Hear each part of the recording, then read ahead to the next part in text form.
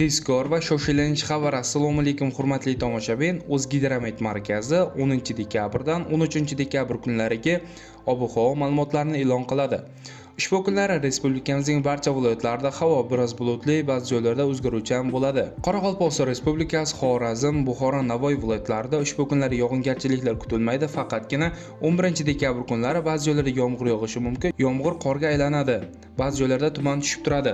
Respublikamizning qolgan hududlarida, ya'ni Toshkent, Samarqand, Jizzax, Sirdaryo viloyatlarida ham havo biroz bulutli.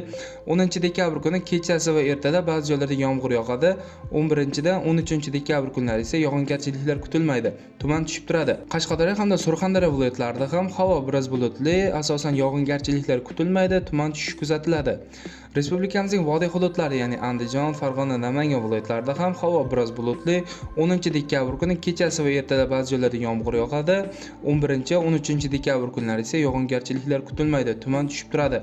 G'arbiy shamol yo'nalishini o'zgartirib sharqdan sekundiga 7-12 metr tezlikda esadi. Qoraqalpog'iston Respublikasi, Xorazm, Buxoro, Navoiy viloyatlarida 10-11 dekabr kunlari shamolning tezligi 13-18 metr sekundgacha, ayrim joylarda shamol tezligining kuchi 20-22 metr sekundgacha kuchayishi mumkin. Haroratlar 10 dekabr kuni kechasi 05 daraja sovuq, kunduz kuni 1-6 daraja iliq. 11 dekabr kuni kechasi 05 daraja sovuq, kunduz kuni 5-10 daraja iliq. 12 hamda 13 dekabr kunlari esa 2-7 daraja iliq, kunduz kunlari 10-15 darajani tashkil etadi.